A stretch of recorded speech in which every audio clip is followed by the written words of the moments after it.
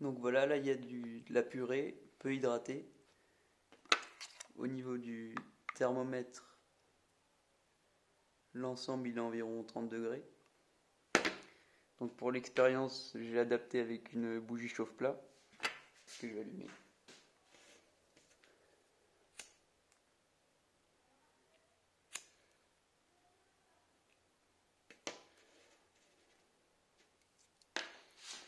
Hop, je mets la purée dessus et je vais lancer le chrono.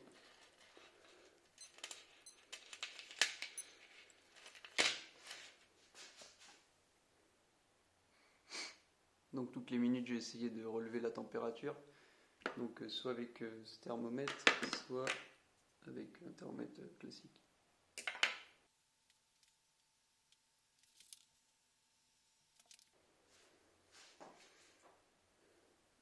Hop, une minute. Je vais aller au fond, prendre la température. Donc du coup le thermomètre il est arrivé à son maximum. J'essaie avec celui-là.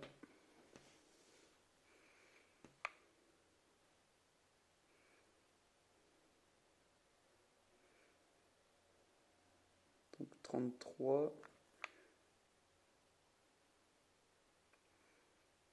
Au fond on est à 37 allez. Et au-dessus on est plutôt à 25. On va le remettre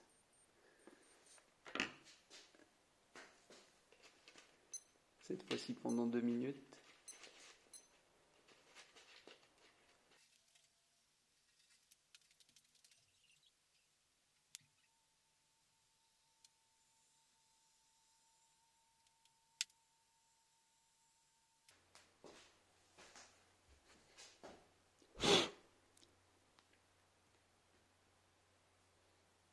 Hop. Donc on va voir le dessus.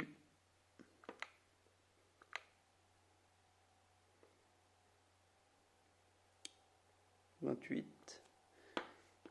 Et le dessous. On peut prendre là, oui, sur le côté. Ou au-dessous. On est plus vers 40. 35.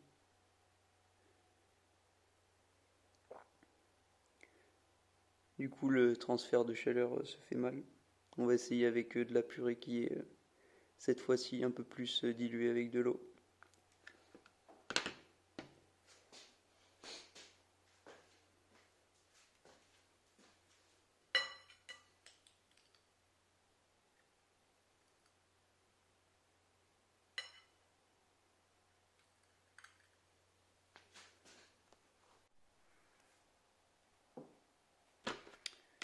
Du coup, deuxième essai, cette fois-ci avec un verre plus solide j'espère, parce que l'autre n'a pas résisté.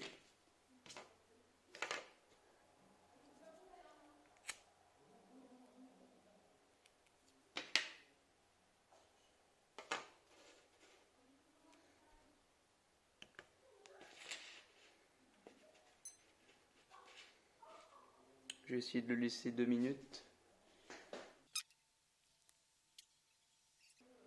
Donc là c'est toujours de la purée qui est faiblement hydratée.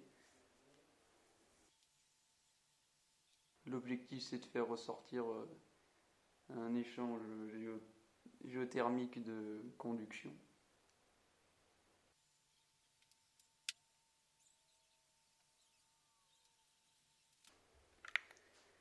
Voilà, 2 minutes sont écoulées. On va prendre la température au niveau du dessus.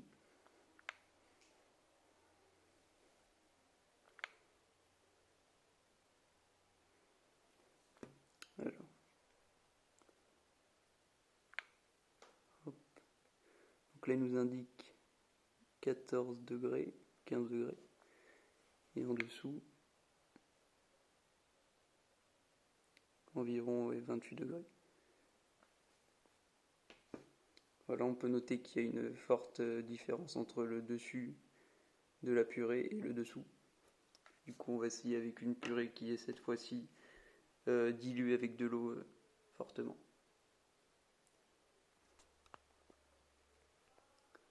Voilà, maintenant là, nous avons de la purée qui est très liquide. Voilà. On va faire la même chose, on va la laisser 2 minutes.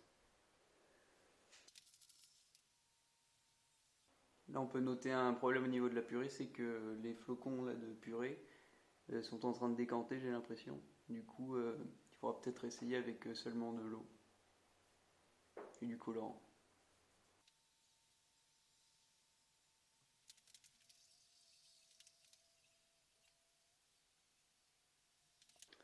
Voilà, donc on va prendre au niveau de dessus. Alors là, c'est délicat parce que c'est liquide.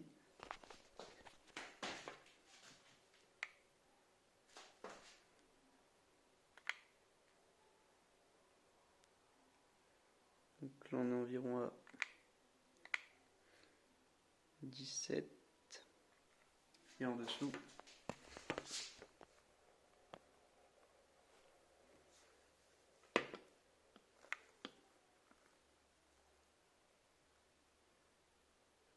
on est toujours à 30 degrés. Donc il va falloir trouver un autre moyen que de la purée.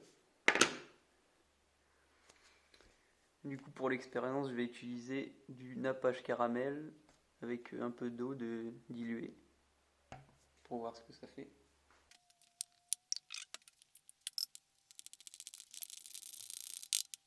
Hop, et c'est parti pour 2 minutes.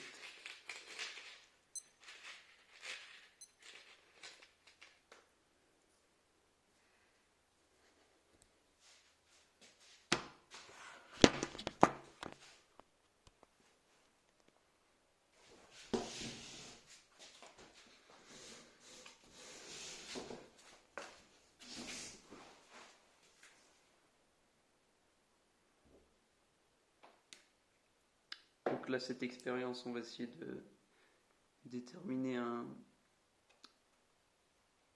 géotherme de convection, cette fois-ci.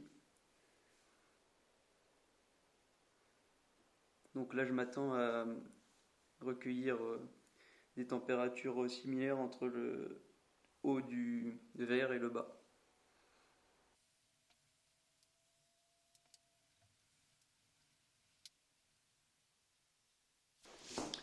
Ça y est. Alors, tac, on va prendre la température au niveau du dessus.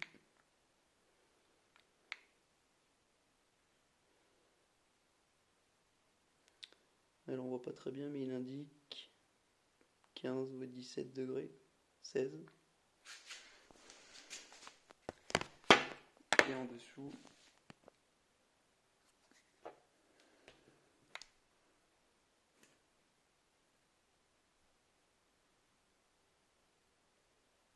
à peu près la même valeur. Alors pour améliorer l'exactitude de mes résultats, j'aurais dû prendre la température avant la chauffe en haut et en bas du verre, ce que j'ai fait la première fois, mais pas les fois d'après. Et ensuite le thermomètre que j'ai utilisé au laser, il n'est pas très précis. Et la bougie non plus, la température varie sûrement. Ce qui aurait été préférable de prendre, c'est le Becquerel. Donc pour conclure, Bruce et Brad, ils ont tous les deux raison.